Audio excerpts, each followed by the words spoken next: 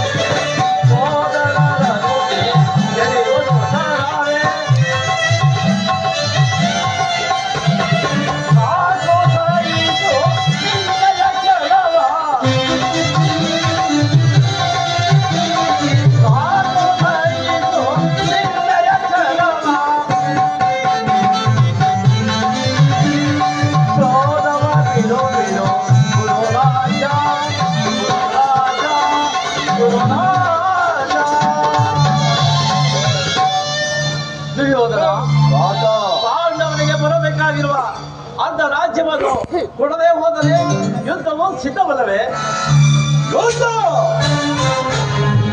ತಾತ, ಯುದ್ಧಕ್ಕೆ ನಾನು ಸದಾ ಸಿದ್ಧ.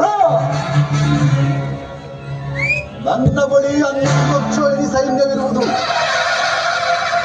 ಅದರ ಹಿಡಿತಕ್ಕೆ ಸಿಕ್ಕ ಪಾಂಡವರು ಮದಿಸಿದ ಆನೆಯ ಕಾಲಿಗೆ ಸಿಕ್ಕ ಬಾಳೆಹಣ್ಣಿನಂತೆ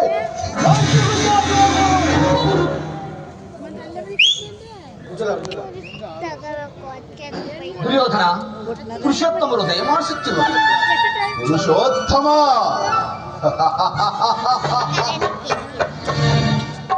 ಆ ಗೊಲ್ಲಕರ ದನ ಕಾಯುಗಲ್ಲರು ಪುರುಷೋತ್ತಮನೇ.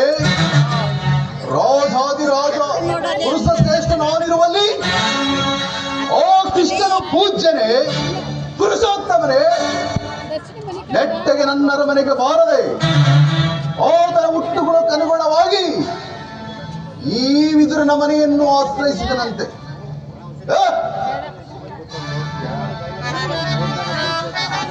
ದುರ್ಯೋಧನ, ವಿದುರ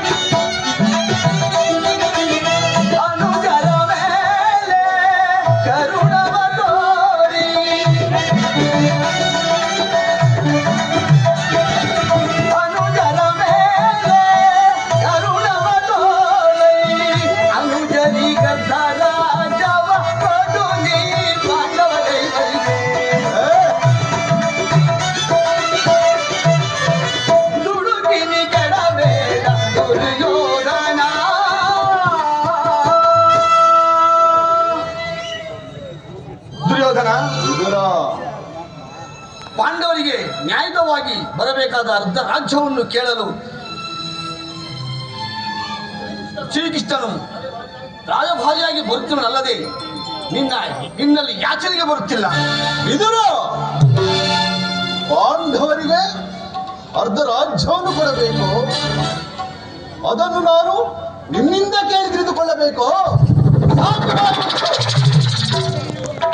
ದುರ್ಯೋಧನ, ನಿನಗೆ ನ್ಯಾಯವೋ ಅಧೀನವೋ ಅಥವಾ ನ್ಯಾಯಕ್ಕೆ ಸರ್ವರು ಅಧೀನರೋ? ರೋಗಿಗೆ ಅಪತ್ಯವು ರುಚಿಸುವಂತೆ ಪಥ್ಯವು ಎಂದಿಗೂ ರುಚಿಸುವುದಿಲ್ಲ. ನಿನ್ನ ಮರಣಗಾಲವು ಸಮೀಪವಾಗಿರುವುದರಿಂದಲೇ ನಿನ್ನ ಬುದ್ಧಿಗೆ ವಿಕಲ್ಪವಾಯಿತು. ವಿದುರ, ಈ ದಾಸಿ ಪುತ್ರನು ಉಪದೇಶ ಮಾಡುವುದರಲ್ಲಿ ಒಬ್ಬನು. ನಡೆಯಲಿ ನಿನ್ನ ಅರಣ್ಯ ರೋದನ. ದುರ್ಯೋಧನ, ಹೌದು, ನನಗೆ ಅರಣ್ಯ ರೋಧನೆಯೇ. ನಿನ್ನಂಥವರಿಗೆ ಸದ್ಬುದ್ಧಿಯನ್ನು ಹೇಳಬಾರದೆಂದು ದೊಡ್ಡವರು ಹೇಳಿದ್ದಾರೆ. ಆದರೆ ಏನು ಮಾಡಲಿ, ಕೆಡುವವರನ್ನು ನೋಡಿದಾಗ ಬುದ್ಧಿ ಹೇಳುವುದು ನಮ್ಮಂಥ ಹಿರಿಯವರ ಕರ್ತವ್ಯ. ದುರ್ಯೋಧನ, ಈ ಅಂತಸ್ತು, ಈ ನಿನ್ನ ವೈಭೋಗ್ಯ ಯಾವತ್ತೂ ಶಾಶ್ವತವಲ್ಲ. ನಿನಗೆ ಈ ರಾಜ್ಯವನ್ನೆಲ್ಲ ನೀನೇ ಅನುಭವಿಸು. ನಿನಗೆ ಇಚ್ಛೆ ಆದಷ್ಟಾದರೂ ನೀನು ಪಾಂಡವರಿಗೆ ಭೂಮಿಯನ್ನು ಕೊಡು. ಇದೇ ನನ್ನ ಅಭಿಮತ. ಈ ನೀತಿ ವಚನವನ್ನು ಪಾಂಡವರಿಗೆ ಕೇಳಬಲ್ಲೆ. ನನ್ನಪ್ಪನಲ್ಲಿ ಮಾತ್ರವೇ ದೋಷವು ಕಂಡುಬರುವುದು. ಆ ಪಾಂಡವರು ನಿರ್ದೋಷಿಗಳು. ಕುಂತಿ ಪುತ್ರರ ಪಕ್ಷಪಾತಿಯಾದ ನೀನು ನಿನ್ನ ಸ್ವಭಾವಕ್ಕನುಗುಣವಾಗಿ ಸರಿಯಾದುದನ್ನೇ ಹೇಳಿದೆ. ಹೊಟ್ಟೆ ಹೊರೆಯಲಾರದೆ ಯಾಚಿಸುತ್ತಿರುವ ನಿನಗೇಕೋ ರಾಜ್ಯದ ವಿಚಾರ. ನನಗಿಂತಲೂ ಹಿರಿಯವನು, ಪೂಜ್ಯನು ಎಂದು ಸುಮ್ಮನಿದ್ದ ಮಾತ್ರಕ್ಕೆ ವಿಧಿ ಮೀರಿ ಮಾತನಾಡುತ್ತಿರುವೆಯ? ಸಹೋದರ ದುಶ್ಯಾಸನ, ಈತನ್ನು ಈಗಲೇ ಸಭೆಯಿಂದ ಆಚೆಗೆ ಹೊರಡಿಸು. ನಮ್ಮಣ್ಣನ ಅತ್ಯಾಚಾರ ಕೂಡಲೇ ಸಭೆಯನ್ನು ಬಿಟ್ಟು ಹೊರಡು, ಇಲ್ಲವಾದಲ್ಲಿ ಅನರ್ಥವಾದೀತು.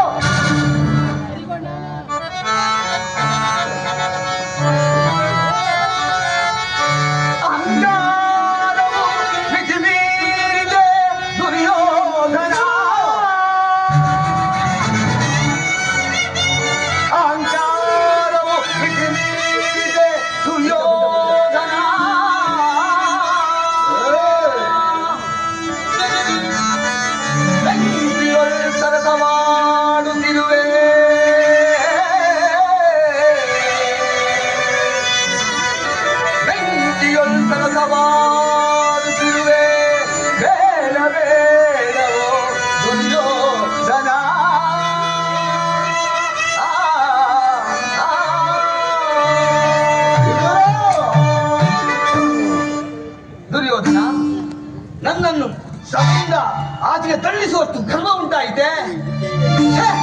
ಅವಿವೇಕಿ, ಶ್ರೀಕೃಷ್ಣನನ್ನು ಜಯಿದಾಡುವ ನೀನು ಎಂದಿಗೂ ಮೂರ್ಖ ಶಿಖಾಮಣಿ.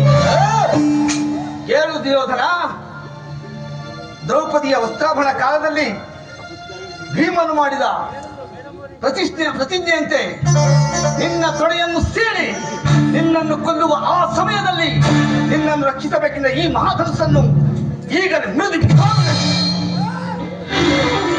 ದುರ್ಯೋಧನ, ಪ್ರಮಾದವಾಯಿತು. ಸರ್ವೋತ್ತಮರಾದ ವಿದುರನನ್ನು ಜರಿದು ಸರ್ವೋತ್ತಮವಾದ ಬಿಲ್ಲಿನ ಸಹಾಯವನ್ನು ಕಳೆದುಕೊಂಡೆಯಲ್ಲ ಅರ್ಜುನ. ಕರ್ಣ, ಈ ವಿದುರನು ಎಂದು ತಾನೇ ಬಿಲ್ಲನ್ನು ಹಿಡಿದು ಯುದ್ಧ ಮಾಡಿರುವನು. ಆತನ ಬಿಲ್ಲಿಂದ ಪ್ರಯೋಜನವಾಗುವುದಾದರೂ ಏನು? ಬಿಡು. ಈಗ ಎಲ್ಲರೂ ಕೇಳಿರಿ. ಓ ಕೃಷ್ಣನು ಇಲ್ಲಿಗೆ ಬಂದಾಗ ಯಾರಾದರೂ ಎದ್ದು ನಿಂತು ನಮಸ್ಕರಿಸಿದ್ದೆ ಆದರೆ ಕೂಡಲೇ ಸಭೆಯಿಂದ ಆಚೆಗೆ ಹೋಗಬೇಕಾಗುವುದು. ಎಚ್ಚರ! ಸೋದರ ದುಶ್ಯಾಸನ, ಅಗ್ರಜ, ನಮ್ಮ ಸೇನಾಧಿಕಾರಿಗಳ ಪಟ್ಟಿಯನ್ನು ಸಿದ್ಧಪಡಿಸು ಎಂದು ಹೇಳಿರುವನಲ್ಲ, ಸಿದ್ಧಪಡಿಸಿರುವೆಯಾ? ಸಿದ್ಧವಾಗಿದೆ ಅಗ್ರಜ. ಕೊಡು. ಓ ಕೃಷ್ಣನು ಬಂದಾಗ ನಾನು ಇದನ್ನೇ ನೋಡುತ್ತಾ ಕುಳಿತುಕೊಳ್ಳುವೆನು.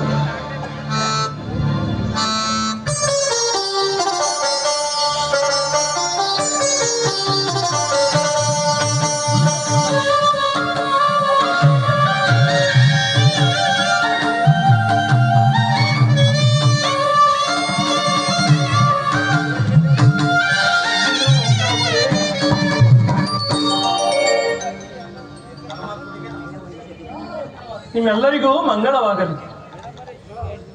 ಏನಿದು? ಭೀಷ್ಮ ದ್ರೋಣಾದಿಗಳು ಎದ್ದು ನಿಂತು ನಮಸ್ಕರಿಸಿದರು. ಈ ದುರ್ಯೋಧನನು ಕಣ್ಣೆತ್ತಿಯೂ ಸಹ ನೋಡದೇ ಇರಲಿ. ಈ ನನ್ನ ಪಾದದಿಂದ ಭೂಮಿಯನ್ನು ಮೆಟ್ಟಿ ಆತನು ತಾನಾಗಿಯೇ ಬಂದು ನಮಸ್ಕರಿಸುವಂತೆ ಮಾಡಿ ಯೋಗಮಾಯಿ ಜಾಗೃತಳಾಗು.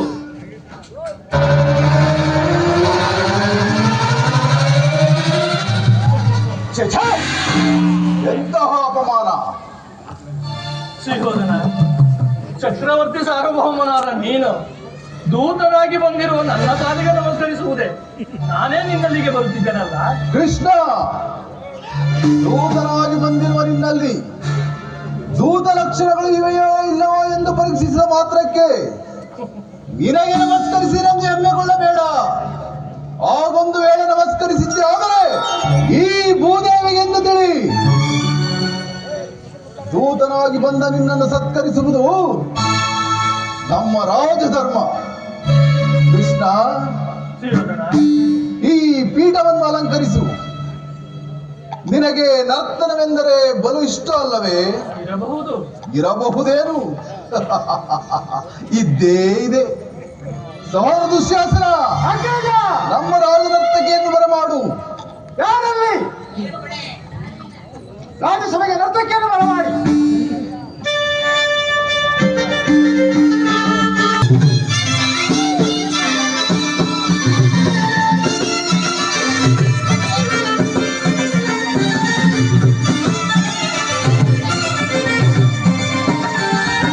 ಕರುಣಾಳು ಕುರುಭೂಪರಾಜೇಶ್ವರ,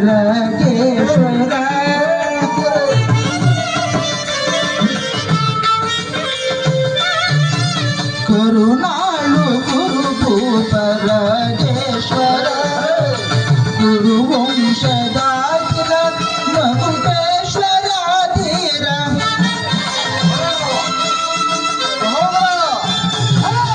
ಕುರುವಂಶದಾತಿರ ಕರುಣಾಳು ಕುರುಭೂಪ ರಾಜೇಶ್ವರ.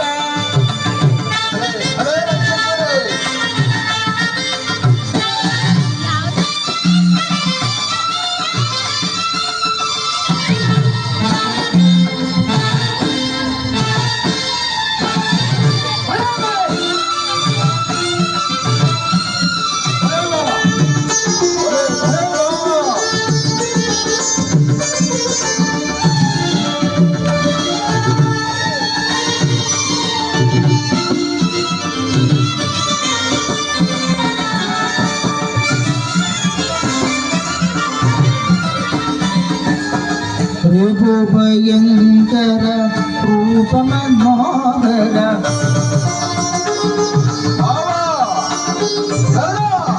ತ್ರಿಭು ಭಯಂಕರ ರೂಪ ಮನೋಹರ, ಶಾಪವಿದಯ ಬಲ್ಲ ಕರ್ಣ ಪರಮರ,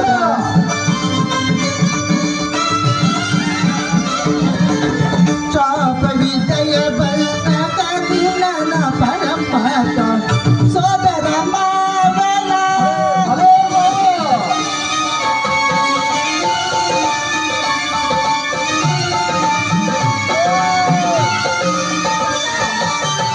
ಸೋದರ ಮಾವನ ಜಿತದಿ ಚತುರ,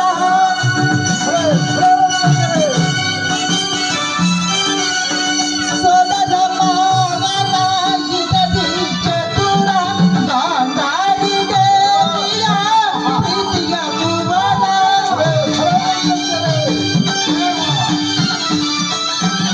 ಗಾಂಧಾರಿ ದೇವಿಯ ಪ್ರೀತಿಯ ಭುವನ, ಎಲ್ಲವ ಬಲ್ಲವ ಈ ಜಗಮಲ್ಲ, ಎಲ್ಲವ ಬಲ್ಲವ ಈ ಜಗಮಲ್ಲ,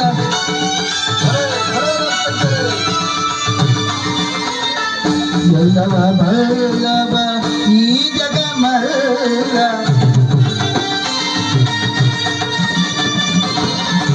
ಎಲ್ಲವ ಬಲ್ಲವ ಈ ಜಗಮಲ್ಲ, ಕರುಣಾಳು ಕುರುಭೂಪ ರಾಜೇಶ್ವರ, ಕುರುವಂಶದಾತಿರ ಮಗುಟೇಶ್ವರಾಧೀರ,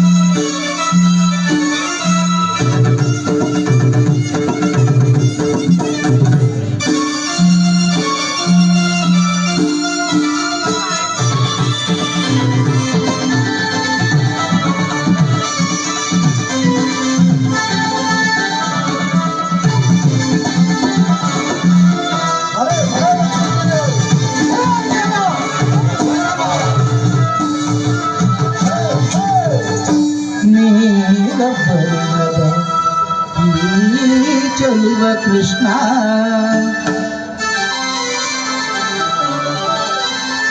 ನೀಲ ಬಣ್ಣದ ಈ ಚೆಲುವ ಕೃಷ್ಣ ಪಡಲನೋ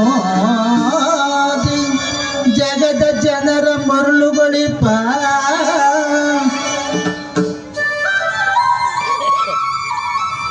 ಪಡಲನೋ ಜಗದ ಜನರ ಮರುಳುಗಳಿಪ ಕೃಷ್ಣ ನಿಮಗೆ ಈ ನರ್ತಕಿಯರ ನಮನಗಳು ಕೃಷ್ಣ ನಿಮಗೆ ಈ ನರ್ತಕಿಯರ ನಮನಗಳು ಈ ನರ್ತಕಿಯರ ನಮನಗಳು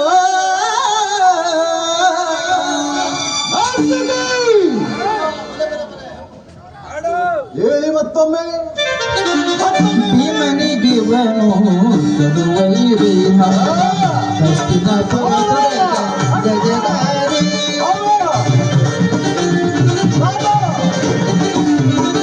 ಭೀಮನಿಗಿವನು ಗದುವೈರಿ ಹಸ್ತಿನಾಪುರ ಗಜಧಾರಿ ಇವನಿಗೆ ಸರಿ ಸಾಟಿ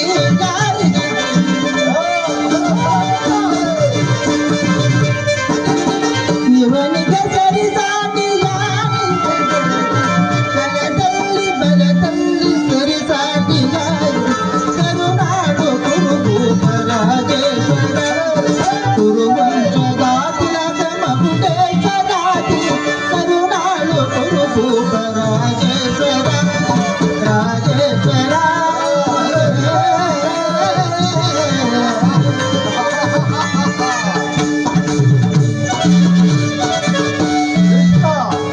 ನರ್ತನವನ್ನು ನೋಡಿದ್ದಾಯ್ತಲ್ಲವೇ ನೀನು ಬಂದ ಸಮಾಚಾರವನ್ನು ತಿಳಿಸು. ದುರ್ಯೋಧನ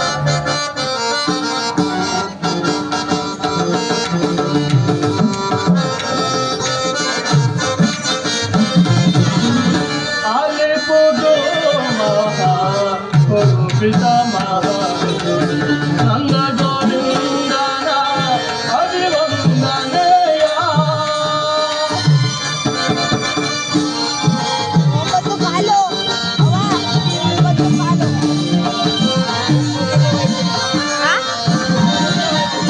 ಅಲಿಪುದು ಮಹಾಪುರುಷಿತ ಮಹಾ ನಂದ ಗೋವಿಂದನ ಅಭಿವಂದನೆಯ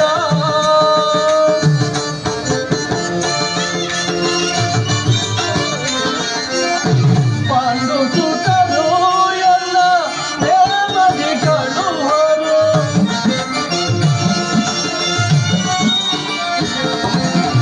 ಪಾಂಡುಸುತರು ಎಲ್ಲ ನೇಮದಿ ಕಳುವರು ಸಂಧಿಗೆ ಸಮ್ಮತಿಸಿ ದೂತನಾಗಿ ಬಂದರು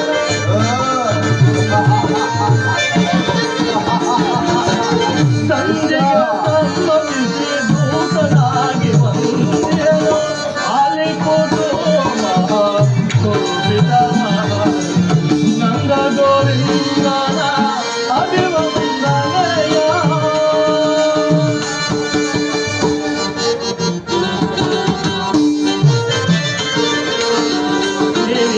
ಮಾರುಂದಾಗಿ ಜಗಕ್ಕೆಲ್ಲ ಪ್ರಭುವಾಗಿ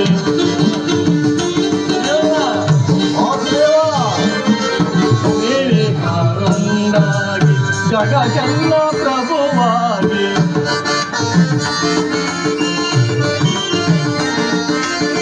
ಮೇರೆ ಕಾರುಂದಾಗಿ ಜಗಕ್ಕೆಲ್ಲ ಪ್ರಭುವಾಗಿ ಹರಿವರ ತವನೋಡಿ ಬಿಸು ತುಯ್ಯಬೇಡಿ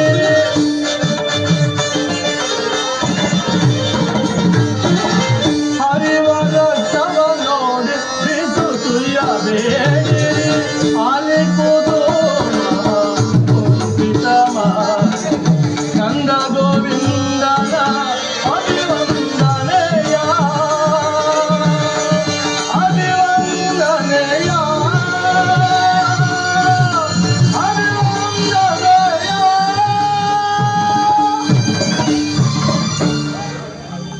ಆಚಾರ್ಯರೇ, ಕುರುಕುಲದವರೇ, ಪೂಜ್ಯರೇ, ಈ ದಿನ ನಾನು ಪಾಂಡವರ ರಾಯಭಾರಿಯಾಗಿ ಇಲ್ಲಿಗೆ ಬಂದಿದ್ದೇನಷ್ಟೇ.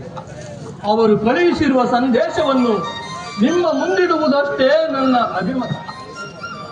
ಕುರು ಪಾಂಡವರ ಭವಿಷ್ಯತ್ ರಾಜ್ಯ ವ್ಯವಸ್ಥೆಯು ಈಗ ನಿರ್ಣಯಿಸಲ್ಪಡಬೇಕಾಗಿರುವುದರಿಂದ ನಾನು ಹೇಳುವ ವಿಚಾರಗಳನ್ನು ಗಮನಿಸಿ ಅನುಗ್ರಹಿಸಬೇಕಾಗಿ ನಿಮ್ಮಲ್ಲಿ ಪ್ರಾರ್ಥಿಸುತ್ತೇನೆ. ಈ ವಿಚಾರದಲ್ಲಿ ಪಕ್ಷಪಾತ, ಆತುರ, ಪ್ರಲಾಪ ಇವುಗಳನ್ನು ಬದಿಗಿಟ್ಟು ತೀರ್ಪು ನೀಡಬೇಕಾಗಿದೆ.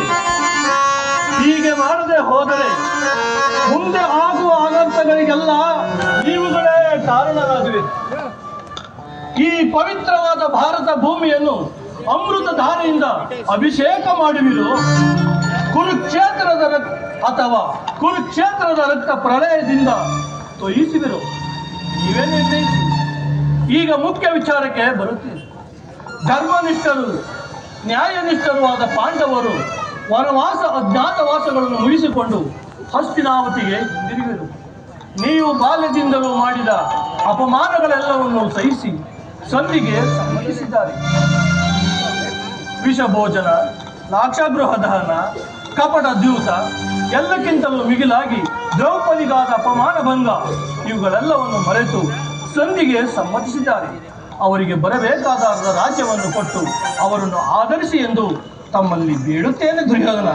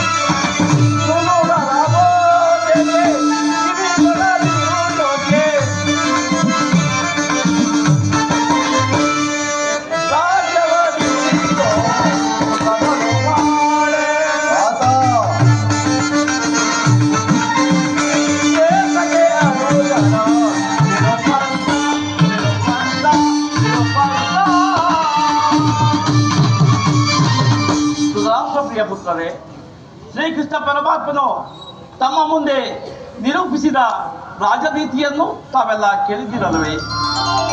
ಅದರಂತೆ ನಡೆದುಕೊಳ್ಳುವುದೆಂದು ನನ್ನ ನಂಬಿಕೆ. ಆದ್ದರಿಂದ ಪಾಂಡವರಿಗೆ ಬರಬೇಕಾಗಿರುವ ಅರ್ಧ ರಾಜ್ಯವನ್ನು ಕೊಟ್ಟು ಮುಂದೆ ವೈಭವದಿಂದ ಬಾಳು ದುರ್ಯೋಧನ. ಒಬ್ಬರೇ ಕುಳಿತುಕೊಳ್ಳಿ.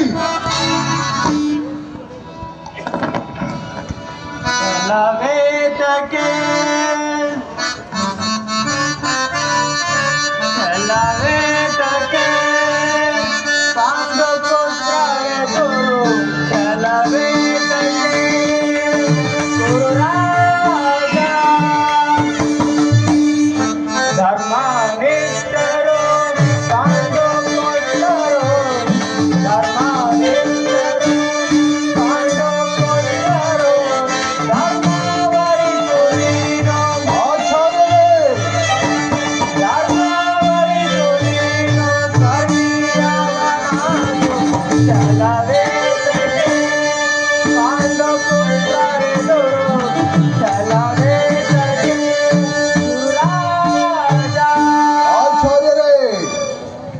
ದುರ್ಯೋಧನ ಪಿತಾಮಹ ಭೀಷ್ಮಾಚಾರ್ಯರು ಹೇಳಿದಂತೆ ನಡೆದುಕೊಳ್ಳುವುದು ಉತ್ತಮ.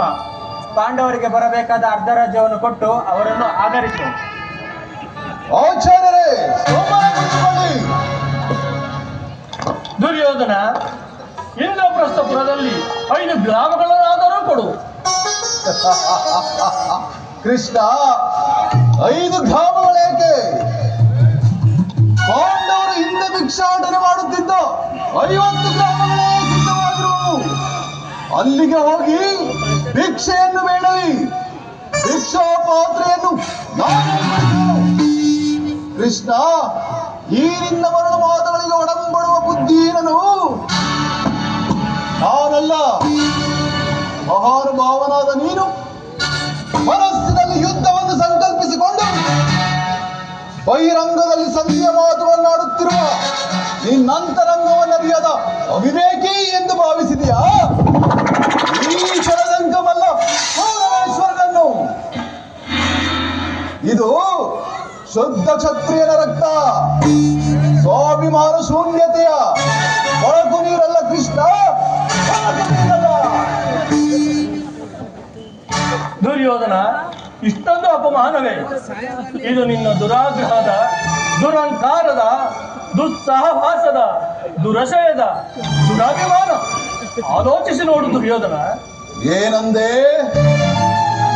ನನ್ನದು ದುರಾಗ್ರಹದ, ದುರಹಂಕಾರದ, ದುಸ್ಸಹವಾಸದ, ದುರಭಿಮಾನ.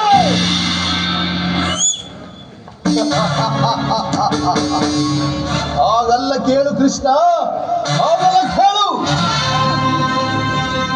ಈ ಕೆಚ್ಚದೆಯ ಕೌರವೇಶ್ವರನನ್ನು ಸದೆಬಡಿಯಬೇಕೆಂದನಲ್ಲವೇ ಅವನಿಂದ ಬಂಡ ಭೀಮ. ಅದು ಅದು ದುರಹಂಕಾರ. ಲೋಕೈಕ ವೀರನಾದ ನನ್ನ ಪ್ರಾಣ ಮಿತ್ರ ಕರ್ಣನನ್ನು ಒಲಿಸಬೇಕೆಂದನಲ್ಲವೇ ಅವನಿಂದ ಮಿತ್ರ ಪಾರ್ಥ. ಅದು ಅದು ದುರಹಂಕಾರ, ಅಭಿಮಾನ ಶೂನ್ಯತೆಯಿಂದ. ಕೃಷ್ಣ, ನಿನ್ನಂತಹ ಕಪಟಿಯ ಸ್ನೇಹ ಬೆಳೆಸಿದ್ರಲ್ಲ ಅವನಿಂದ ಹೇಳಿ ಪಾಂಡವ. ಅದು ಅದು ದುಸ್ಸಾಹಸ. ದುರ್ಯೋಧನ ದುಶ್ಯಾಸನನ್ನು ಪುಡಿಗೈದು ಭರತಖಂಡದಲ್ಲಿ ಅವನಿಂದ ಬಡ ಪಾಂಡವರು.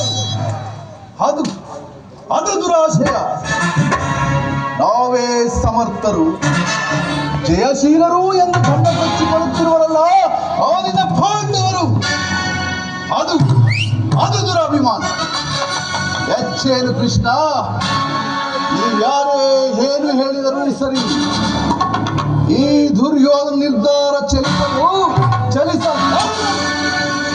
ಕಂಠ ಶೋಷಣೆಯಿಂದ ಪ್ರಯೋಜನವಿಲ್ಲ ಕೃಷ್ಣ, ಪ್ರಯೋಜನವಿಲ್ಲ. ಸ್ಥಿರನಾದ ದುರ್ಯೋಧನ, ನಿನ್ನ ಅದೃಷ್ಟವು ಯುದ್ಧವೇ ಆಗಿದ್ದರೆ ಖಂಡಿತ ನೀನು ಅದನ್ನೇ ಹೊಂದುವೆ.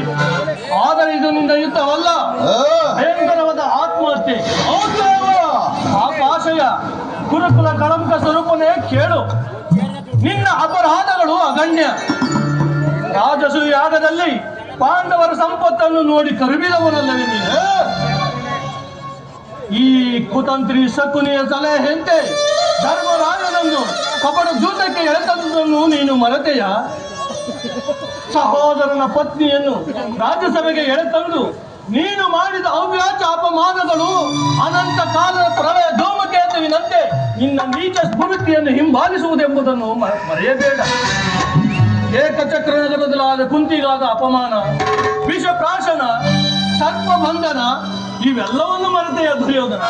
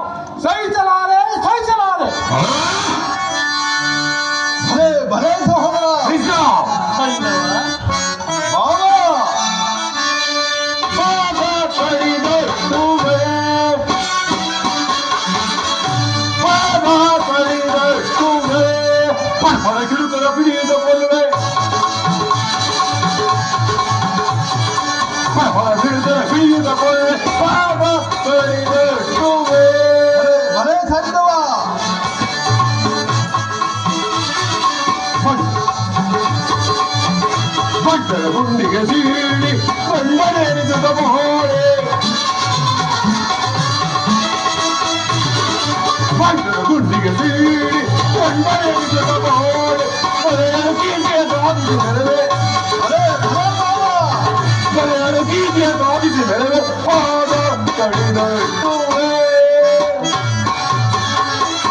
ಪಾದ ಕಡಿದ ಕೃಷ್ಣ ಕುಲಚರವೆಂಬ ಕಥೆ ಹೇಳಿದ ಪಂತ ನಿನ್ನ ಸ್ನೇಹಿತ ಪಂಚಭೀಮನ ಬಿಸಿಯತ್ತ ಪಾನ ಮಾಡದೆ ಇರುವುದಿಲ್ಲ. ಸಮರಕ್ಕೆ ಸಿದ್ಧ, ಸಮರಕ್ಕೆ ಬದ್ಧ. ಕೃಷ್ಣ, ದುರ್ಯೋಧನ ದುಶ್ಯಾಸನ ವಿಮತವೇ ನನ್ನ ಅವಿಮತವು. ಅರ್ಜುನನ ಮೇಲನಾಗೆ ತೀರದವರ ದೂರರಿಗೆ ಮೃಷ್ಟಾನ್ನವು ರುಚಿಸುವುದಿಲ್ಲ. ಕಾರಣ ನೀನು ಅವರಂತೆಯೇ ಮಾತನಾಡುತ್ತಿರುವೆಯಲ್ಲ. ಕೇವಲ ಅರ್ಜುನನ ಮೇಲಿನ ದ್ವೇಷದಿಂದ ಇಡೀ ಕ್ಷತ್ರಿಯ ಸಮೂಹವನ್ನೇ ನಾಶ ಮಾಡಲು ಹೊರಟಿರುವೆಯಲ್ಲ. ಇದು ನಿನ್ನ ಧರ್ಮವೇ ಕಾರಣ. ಕೃಷ್ಣ, ಸಲ್ಲದು ನಿನಗೆ ಮಾಧವನೇ,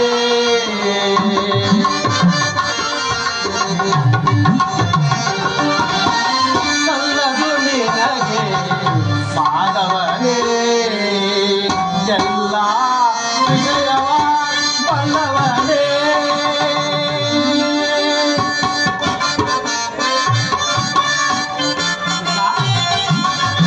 ಧರ್ಮ ದೂರಿದರು ದುರ್ಯೋಧನನು,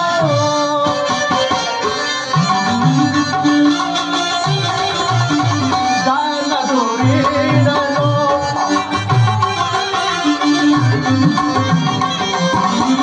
ಧರ್ಮದಿಂದ ನಡೆಯುವ ಭೂತ ಪಾಂಡವರು,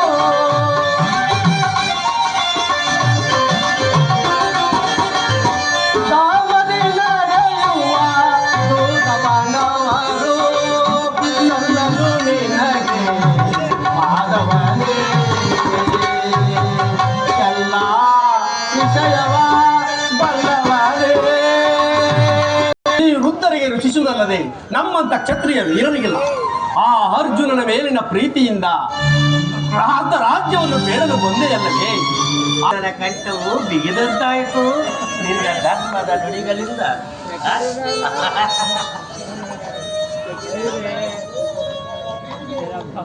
ಓಹೋ, ಮೇರೆ ಮೀರಿತು ಈ ದುರಾತ್ಮರೊಡನೆ ಮಾತನಾಡುವುದು. ಧರ್ಮಾತ್ಮರು ಸತ್ಯವಂತರು ಆದ ಪಾಂಡವರ ಮೇಲೆ ನೀನು ರಾಕ್ಷಸ ಪ್ರವೃತ್ತಿಯನ್ನೇ ಮುಂದುವರಿಸಿ ಪೂಜ್ಯರಾದ ಭೀಷ್ಮ ದ್ರೋಣರ ಮಾತುಗಳನ್ನು ನಿರಾಕರಿಸಿ ಅನ್ಯಾಯ ಆಚರಣೆಯಲ್ಲಿ ತೊಡಗಿರುವ ನಿನಗೆ ಎಂದಿಗೂ ಶಾಂತಿಯು ಲಭಿಸಲಾರದು ದುರ್ಯೋಧನ. ಅದು ನಿನ್ನ ಭ್ರಮೆ. ಮಕುಟೇಶ್ವರನ ಮರಣ ಹೋಮದ ಚರಮಗೀತೆಯನ್ನಾಡುವ ಈ ಕೆಚ್ಚದ ಕಟ್ಟೋಳು ಗೌರವೇಶ್ವರನನ್ನು ಕೆಣಕಿ ಕೇಕಿ ಹಾಕಿ ನಕ್ಕಳಲ್ಲ. ನಿನ್ನ ಪಾಂಡವರ ಸತಿ ಪಾಂಚಾಲಿ ಅಂದೇ ತೊಟ್ಟನು ಕೃಷ್ಣ ಕ್ಷಣವನ್ನು ಸ್ವಯಂ ಭೂತ ಪ್ರೇತ ಪಿಶಾಚಿಗಳ ಒಡೆಯನಾದ ಭೂತನಾಥೇಶ್ವರನೇ, ಕಾಲ್ ಕೆರೆದು ಕದನಕ್ಕೆ ಗೆಲ್ಲಲು ಸರಿ. ಕಲಿಹಂಸದಿಂದ ಉದ್ಭವಿಸಿದ ಹಸ್ತಿನಾವತಿ ರತ್ನ ಸಿಂಹಾಸನವು ರಣಾಂಗದ ರಕ್ತದ ಬದಿಯಲ್ಲಿ ಶಲದಂಕಮಲ್ಲ, ಅಸ್ಥಿರಾಧೀಶ್ವರ, ಅಷ್ಟೈಶ್ವರ್ಯ ಸಂಪನ್ನ, ಅಭಿಮಾನ ಧನನೆಂದು ಬಿರುದಾಂಕಿತನಾದ ಮಸಣದ ಮಣ್ಣಲ್ಲಿ ಮಣ್ಣಿಡಿದು ಮಣ್ಣಾಗಿ ಛಲವನ್ನು ಬಿಡ, ಎಲ್ಲವನ್ನು ಕೊಡ. ಕೆಟ್ಟದು ಹೆದೆಗೆಡದೆ ಕೆಟ್ಟು ಪಡೆದು ಕುರುಬನ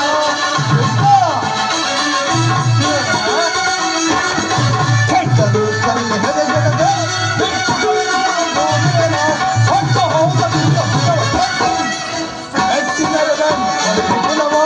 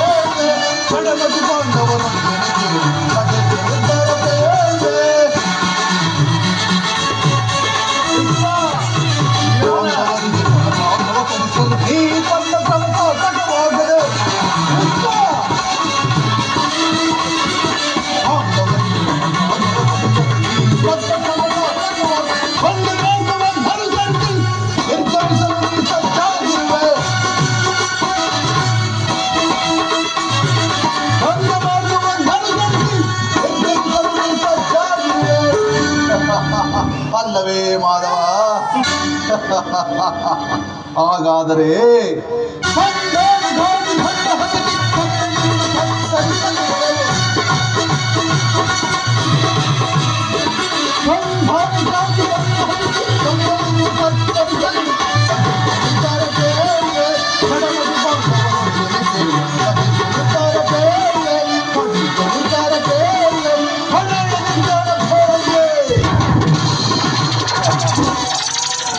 ಯುದ್ಧದ ಭಯವನ್ನು ತೋರುವೆ ಜನಾರ್ದನ. ಯುದ್ಧವು ಕ್ಷತ್ರಿಯರ ಧರ್ಮ. ಅರ್ಥ, ಕಾಮ, ಮೋಕ್ಷ, ಜೀವನದ ಏಕಮಾತ್ರ ಸಾಧನ. ಯುದ್ಧದ ಸಲುವಾಗಿ ಕ್ಷತ್ರಿಯನೆಂದಿಗೂ ಭಯಪಡುವುದಿಲ್ಲ, ಭಯಪಡಲಾಗದು, ಭಯಪಡಲು ಇನ್ನು ಎಷ್ಟು ಹೊತ್ತು ದುರ್ಯೋಧನ? ಆಜ್ಞಾದ ಇದು ಕೌರವನ ರಾಜಸಭೆ ಅಲ್ಲ, ಆ ಪಾಂಡುನಂದನ ಮಿತ್ರಕೂಟ. ನಿನ್ನ ಅನ್ನವನ್ನೇ ತಿಂದು ಪರಿಪುಷ್ಟರಾದರು ನಿನ್ನಿಂದ ನಿನಗ ಸದೇಕ ಚಿತ್ತವಾಗಿ ಕೇಳುತ್ತಿರುವರು. ಸಮಯವು ದೊರಕಿದರೆ ಎಂತಹ ದ್ರೋಹ ಚಿತ್ರಗೂ ಹೆದರಲ್ಲ.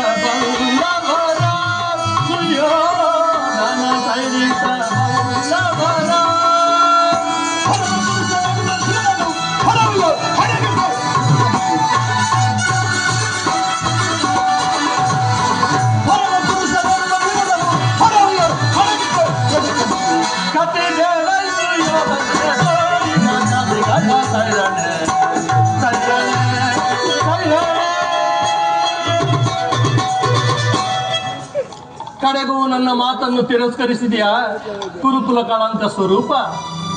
ಪುರಸ್ಕರಿಸಲಾರದ ಸಂದೇಶವನ್ನು ತಿರಸ್ಕರಿಸಿದೆ. ಅನುಚಿತವೇ ಯದುಕುಲ ಕಳಂಕ ಸ್ವರೂಪ. ದುರ್ಯೋಧನ, ಈ ನಿಮ್ಮಗಳ ವರ್ತನೆ ಅಕ್ಷಮ್ಯ ಅಪರಾಧ. ಅಪರಾಧಕ್ಕೆ ಶಿಕ್ಷೆ ನೀನೇ ನಿರ್ಣಯಿಸಬೇಕು.